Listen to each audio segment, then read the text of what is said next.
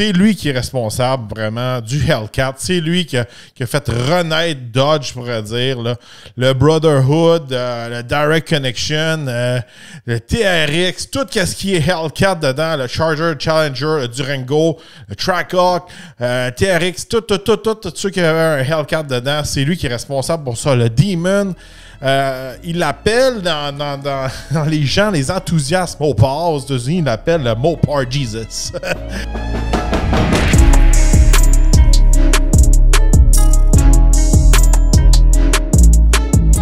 Bienvenue au Talk Podcast. Aujourd'hui, qu'est-ce qui se passe chez Stellantis? Ça, c'est un sujet que ça brasse beaucoup dernièrement. Vous n'êtes pas au courant, Stellantis, c'est la compagnie qui possède toutes les compagnies comme Chrysler, Dodge, Ram, Jeep, Fiat, Alfa Romeo, etc., etc.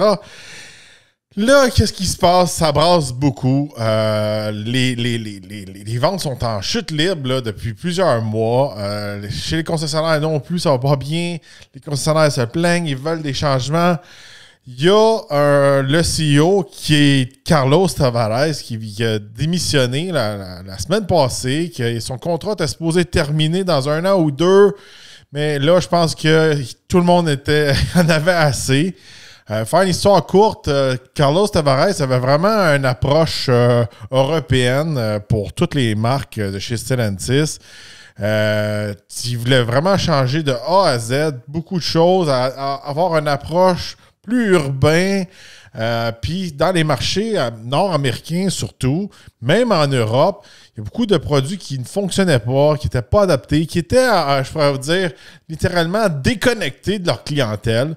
Puis c'était vraiment celui qui était responsable pour la disparition de toutes les V8 chez Dodge, chez Ram, tout ça. Arrêter de faire des Hellcat, arrêter de faire des Chargers puis des Ram avec plus de V8. En tout cas, beaucoup de choses. Il a vraiment littéralement détruit tout ce qui était synonyme d'un Mopar. Là, lui, il a démissionné. Puis, quelques jours après, Tim Kuniskis, qui était le CEO de chez Dodge, qui a démissionné plus tôt cet été, selon la rumeur, il ne s'entendait pas bien avec Carlos Tavares, puis il était tanné. Puis il n'était pas très vieux, il a 57 ans, Tim Kuniskis. Pour faire un petit résumé de qui est ce personnage-là, c'est lui qui est responsable vraiment du Hellcat. C'est lui qui a fait renaître Dodge, je pourrais dire. Là. Le Brotherhood, le Direct Connection, le TRX, tout ce qui est Hellcat dedans, le Charger, Challenger, le Durango, le Trackhawk, TRX, tout ceux qui avaient un Hellcat dedans, c'est lui qui est responsable pour ça. Le Demon, il l'appelle dans les gens, les enthousiastes Mopar aux États-Unis, il l'appelle le Mopar Jesus. Fait que ça, c'est une extrêmement bonne nouvelle si vous êtes amateur de Mopar, de V8 et enthousiaste vraiment de Chrysler, Dodge. Fait que de ce côté-là, c'est une très bonne nouvelle. Puis c'est une nouvelle qui fait du sens parce que Kuniskis, lui, il est en contact avec le marché américain, le marché nord-américain, canadien, tout ça. Quand je vous parle d'Américains, c'est eux autres qui mènent la barque pour nous autres aussi au Canada. Mais c'est une très bonne nouvelle parce que lui, il connaît son marché, c'est un enthousiaste automobile. Il aime ça faire des produits le fun, mais aussi il sait de quoi ce que les gens ont besoin. Puis, je vais vous dire, je vais être franc, il y a une différence entre un gars qui a grandi aux États-Unis, puis il a déjà été à la campagne, tout ça, puis il a déjà vu des gars travailler avec des pick-up, qu'un Européen sorti de je sais pas trop où, là, qu'il est toujours en ville, toujours peut-être en Italie, toujours en France, ou à chaque fois qu'il vient au Canada ou aux États-Unis, dans des grosses villes comme New York et LA, puis ces choses-là, puis là, il est comme une Fiat 500E électrique, fait beaucoup de sens, puis après ça, il lance ça ici, puis personne n'en veut, même si c'est le véhicule le moins cher qu'il y a électrique au Canada, les gens n'en veulent pas. Puis ils en veulent tellement pas qu'ils ont arrêté l'usine. Puis présentement, je vous dis, il y a plusieurs usines qui sont arrêtées. Il y a l'usine de la Fiat 500E, il y a l'usine où ils font le Grand Cherokee avec le Durango. Aux dernières nouvelles, je ne sais pas si elle a restarté, mais le Jeep Wrangler, Jeep Gladiator est arrêté. Jusqu'à présent, le Grand Wagoneer, c'est pas un succès. Fait que ça va pas bien chez Stellantis en général.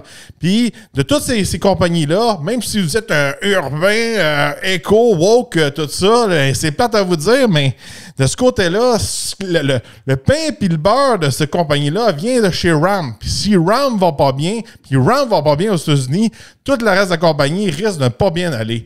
C'est sur les pick-up qui font le plus d'argent. Les chars là, électriques, là, comme la Fiat 500e, ils n'en font pas d'argent que ça. Ils n'en font pas de profit. Puis moi, j'ai déjà travaillé pour les manufacturiers. Puis au début, puis encore là, il n'y a pas longtemps, la part des véhicules électriques qui vendaient, il y avait une perte de profit. Je me souviens qu'aux dernières nouvelles, Ford perdait de l'argent sur la Mach-E. Dans le temps, quand on avait lancé la Ford Focus électrique, il perdait de l'argent.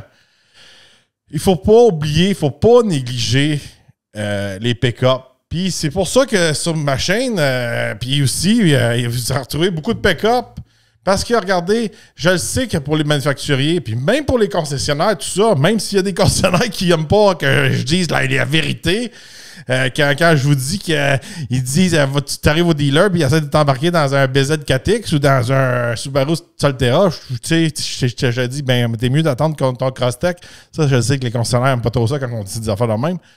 Mais je vous le dis, même pour les concessionnaires, s'il y a du profit d'un pick-up, puis c'est des bons, c'est une bonne clientèle aussi. T'sais, on a une clientèle privée, une clientèle aussi qui va être un peu plus des entreprises. Ça la jette beaucoup de pick-up. Fait que de ce côté-là, lui, il faut qu'il ramène vraiment Ram en santé.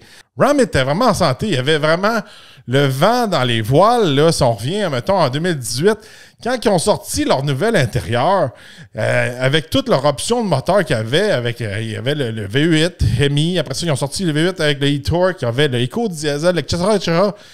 OK, il y a eu des histoires, mettons, fiabilité, mais juste comme on revient dans le temps, dans ce temps-là, Ford ne suivait plus la game à côté intérieur, ni GM. GM était ultra en retard, là.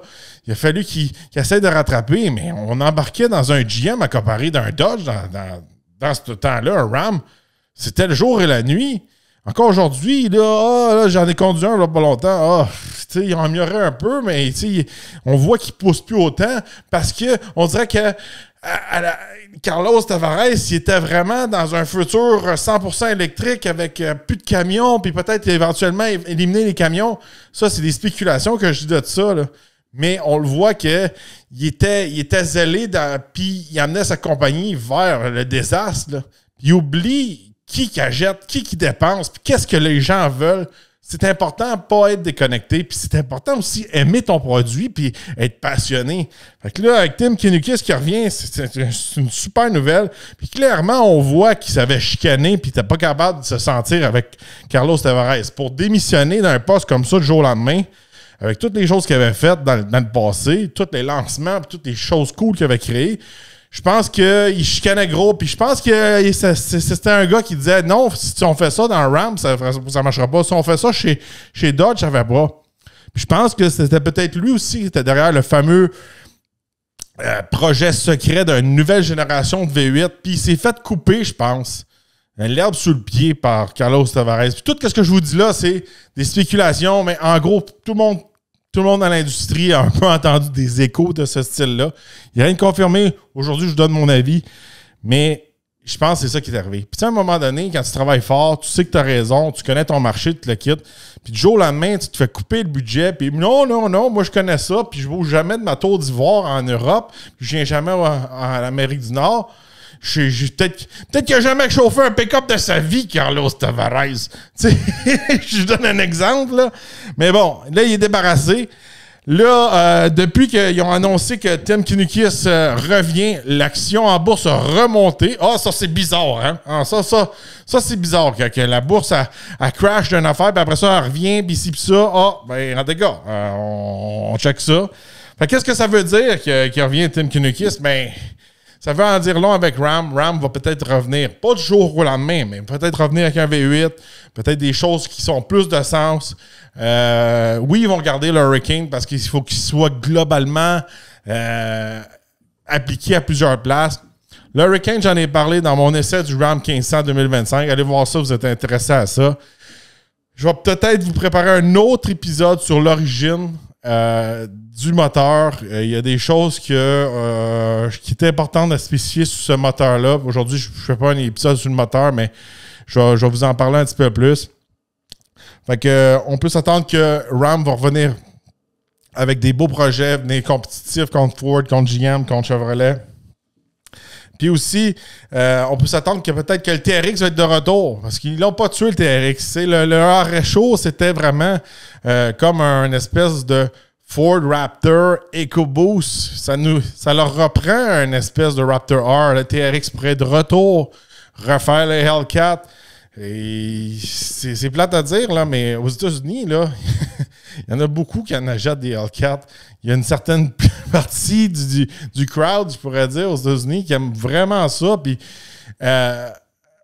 les gens sont prêts à se ruiner à acheter ça parce que c'est comme des street creds, on pourrait dire, OK? Autant, il y a plusieurs communautés là, qui aiment ça. Là.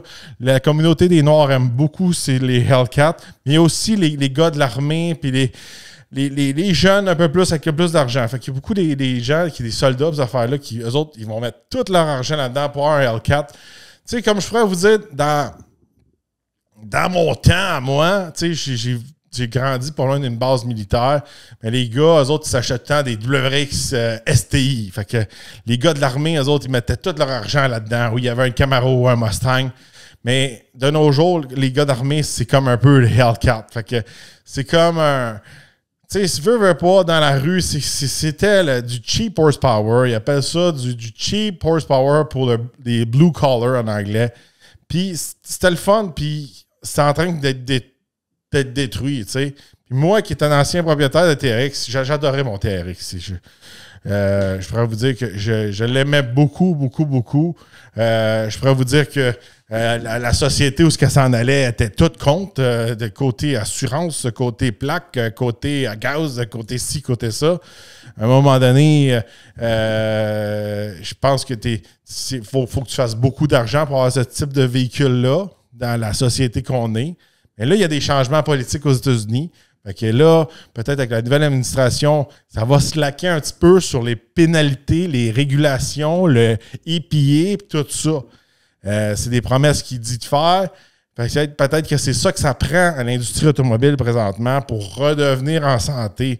Parce que tu ne peux pas leur demander d'investir des milliards de dollars dans des véhicules électriques, puis quand ils arrivent pour le mettre sur le marché, bien là, les gens n'en veulent pas. Puis je vous rappelle que les subventions aux États-Unis vont se faire couper. Puis bientôt au Canada, au Québec, même au BC, ça va se faire couper. On va voir comment ça va changer le marché une fois que c'est coupé. Là. C'est pas si pire là, quand tu arrives et tu as un rabais qui t'enlève quasiment 10 000. Là. Mais quand tu retournes après qu'ils ont tout coupé ça, puis ton auto a te coûte 70 000, là, ouf, c'est une autre histoire. Là. Ça fait mal au portefeuille. Fait que si vous êtes intéressé à acheter des véhicules électriques, c'est le temps là. Mais bientôt, là, tous les fameux concessionnaires qui ramassent toutes les voitures électriques que les États-Unis ne veulent pas vendre, puis les autres marchés ne veulent pas vendre, puis ils gardent ça en inventaire, sont mieux des vendre parce que bientôt, s'il n'y a plus de subvention, ils vont être pognés avec. Puis ça va être des modèles qui vont plus rien valoir s'ils sont un petit peu trop vieux. Fait qu'en gros, super nouvelle, je pense qu'il va remettre un petit peu RAM en shape, puis ça va débouler dans les autres marques, veut pas. S'ils développent un nouveau V8 pour un RAM, mais il risque d'aller aussi, de fitter, je pourrais dire, dans un Charger Daytona, puis ça va débouler plus chez Dodge. Puis j'espère qu'ils vont se réveiller que des affaires comme des Fiat 500, des Dodge Hornet, puis toutes des espèces de Alfa Romeo, des affaires italiens rebadgées, ça marche pas ici. Ça marche pas. Puis il faut pas oublier que RAM, encore une fois, c'est le pain puis le beurre de cette compagnie-là. C'est le backbone, c'est la colonne vertébrale. C'est elle qui fait le cash. C'est la pompe à huile, là. Tu sais? En tout cas, puis les États-Unis restent toujours leur marché le plus profitable. À un moment donné, faut qu'ils se réveillent parce que sinon, comme qu'ils disent, j'ai fait un épisode là-dessus, il va falloir qu'ils vendent des marques et ces choses-là. Puis moi, de toutes les marques, je pense que qui va survivre, c'est sûrement RAM, surtout avec la bonne personne à la direction. Puis c'est effrayant pour vous dire comment que une personne à la direction va changer la donne de nos jours. Puis qu'on voit que quand il y a quelqu'un qui est là en poste, Puis on dirait que tout le monde est en train de le têter. Puis tout le kit, oui, t'as raison. Puis on dirait qu'il n'y a personne qui vient dire, hey, ça marche pas, là. On le voit, même là, chez Nissan, ça marche plus. Ils disent qu'il leur reste 12 à 14 mois à vivre. Chez Nissan, ça marche pas. Depuis qu'ils ont fait une fusion là, avec Renault, tout ça, ça marche pas. Mélanger des Japonais avec des Français, puis après ça, au milieu, tu as ton marché américain. C'est juste que ça marche pas. Tu sais, s'il regardé ça, en tout cas, je veux pas virer ça en Nissan, c'est quand on mélange trop d'affaires ensemble, ça marche pas. C'est la même chose. Si tu veux un Volkswagen, si tu achètes un véhicule allemand, si tu essaies de transformer ton Volkswagen en espèce de Nissan version américaine, que je trouve qu'ils sont présentement, ça ne marche plus. Il faut que les manufacturiers reviennent à leur origine puis qu'ils embrassent leur origine. Nous, on est Américains, on a des V8. Nous, on est Italiens, on a des moteurs comme ci, comme ça. Nous, on est Japonais, on fait ci, on fait ça. Nous, on est Allemands, on fait ça de telle manière. C'est ça qui a toujours fonctionné avec le temps. Quand tu essaies d'être trop globaliste, puis d'essayer d'être mondialiste, puis faire un produit pour tout le monde, puis être minimaliste, ça marche pas. Ça marche pas. Surtout, en tout cas, pour des produits américains comme un Ram. Dites-moi dans les commentaires votre avis sur le sujet. Est-ce que vous pensez que le Mopar Jesus va sauver Ram? Dites-le moi dans les commentaires. N'oubliez pas d'aller m'encourager dans la section VIP.